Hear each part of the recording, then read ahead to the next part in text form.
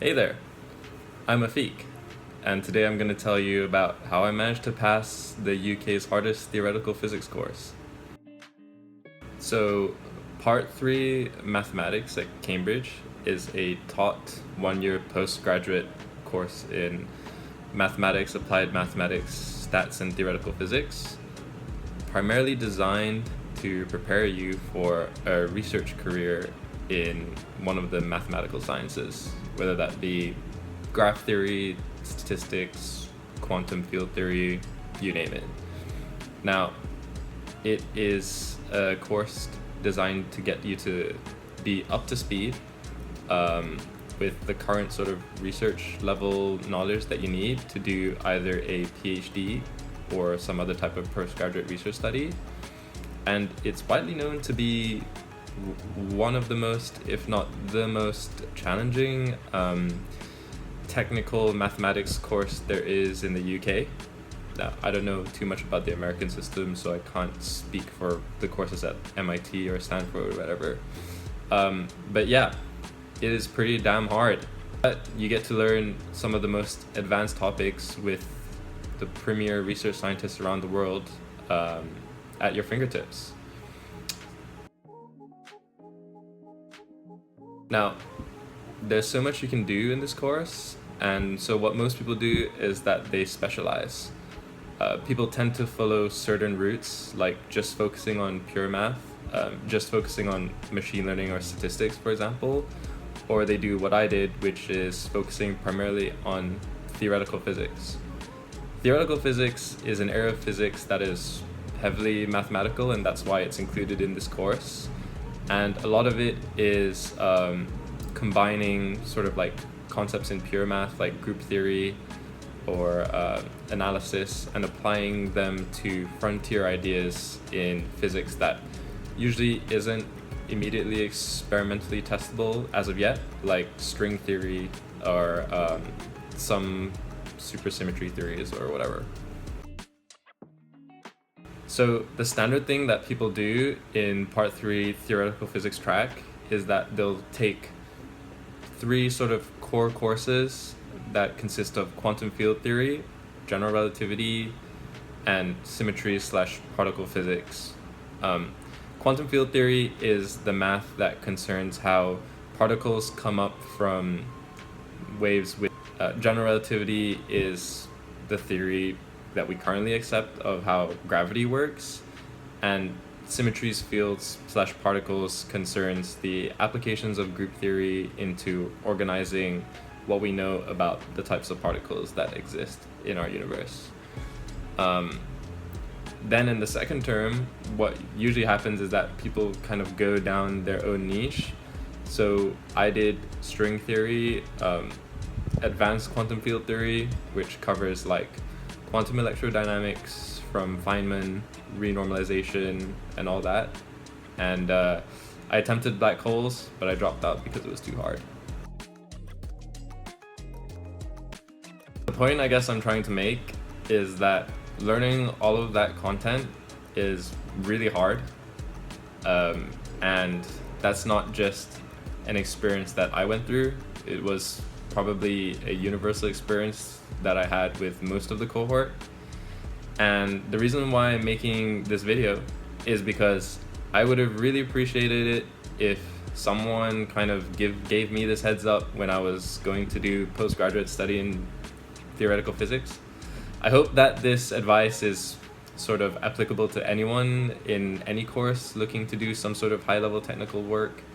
And yeah, it's been a few years since I graduated. I've had like a fairly busy career both in research and in finance, and I've had some time to reflect about this.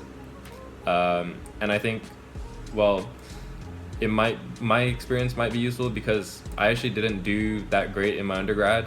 I struggled a lot, and I'm from Malaysia. I wasn't good enough to do any Olympiad work for the national team, or I wasn't part of any sort of like national system for learning math, and that's why I thought it might be useful to hear this from someone who just tries to learn math through grinding it out. Other YouTubers have talked about this course, like Tibbies, And it's kind of been mentioned. I know Simon Oxford did one on his 4th year at Oxford, but I never heard or listened to anyone giving their thoughts on it on YouTube for Cambridge Part 3 in particular, so that's why I'm doing this. So without further ado, my number one and probably most important tip that I did to pass this course was to do problems that are clearly within my capability and then work up from there. This means that when you see a problem, you should be very honest about whether you don't understand something. And when I mean honest, I mean be honest with yourself, and you should also be honest with your supervisors, your colleagues, your friends, or anyone trying to help you out.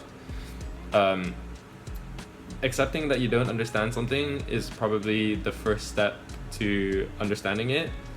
And from my experience, theoretical physics, the mathematics isn't that formal, and so you kind of have this weird equilibrium where everyone's kind of not understanding the math, and so it's okay. So one of the best ways to do this is realize that you're going to have to do problems outside of the provided problem sheets. My experience when I read through problem sheets from either Cambridge or even like MIT or any other high-level sort of math course is that the problems tend to be way too hard to get an initial grip of understanding.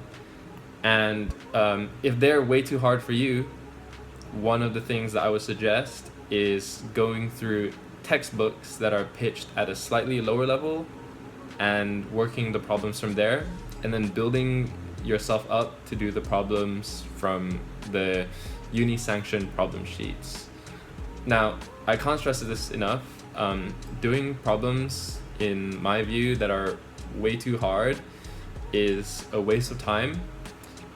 It's also damaging because you tend to don't understand things and kind of go straight to ChatGPT or Stack Overflow, and then you trick your brain into thinking that you can do these hard problems, whereas you haven't even understood the fundamentals yet. So yeah, doing problems that are too hard will waste your time, so you should do problems that are clearly within your capability, that are not too easy, and then slowly work up from there. This is kind of in line with the general physics advice that you can't learn physics or math by just reading about it. You actually have to do things. Now, why I think it's important to do problems within your capability first is that you need to have sort of hooks that link your current understanding to the slightly new thing that you want to learn from the problem. Without these hooks, you've kind of just understood a problem in isolation and you haven't really related it to anything that you know foundationally, which in my view lends your memory to kind of erase that whatever knowledge you had of that problem over time. So yeah, do problems that are within your capability, if not slightly harder, and then work up from there. What do I mean by within your capability? This is hard to define in general, but I would describe it as you look at the problem, you can sort of recall several problems like it that you've solved before, but it has something slightly new or novel about the formulation. So let's say you're doing particle physics and you learned lots of problems about Lie groups. And in this case, the Lie group that you see is something that you maybe haven't encountered before. Maybe it could be like a cross product of two Lie groups. But as long as you know sort of problems that you've done before that contain Lie groups that are similar, then I would say that's a good start to knowing that you're kind of willing to take on that problem. This is an example problem from the first example sheet that is in the course for quantum field theory. Like I said, quantum field theory is how you basically construct particles from waves in some real space. And question 1 says show directly if the scalar field satisfies the Klein-Gordon equation, then the inverse Lorentz transform of that field in the scalar field also satisfies the Klein-Gordon equation.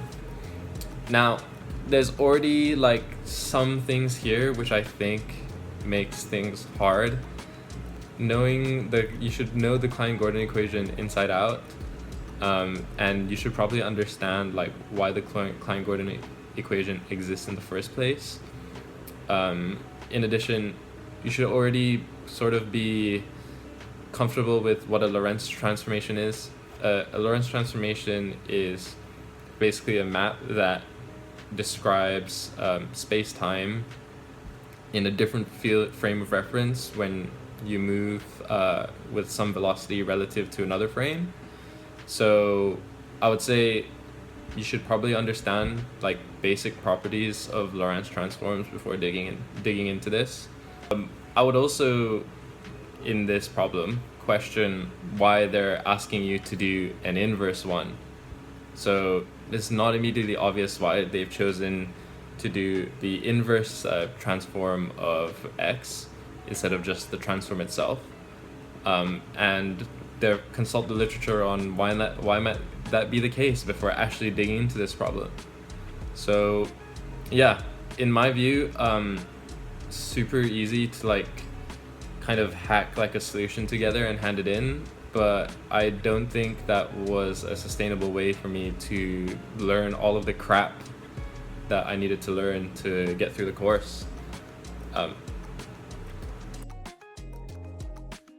Other pieces of advice that I would give, like talking about these problems with other people is really useful.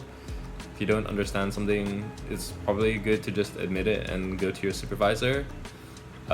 When I was doing this course, I would talk a lot with like friends or other people about misunderstandings. And I actually think that ChatGPT is pretty useful nowadays to confirm or not confirm whether you understand something. So yeah, that's it. I hope this has been useful, and I probably plan to do like other stuff on just trying to learn math from the perspective of someone who, you know, struggled with math in uni. So if you like what I had to hear, just let me know.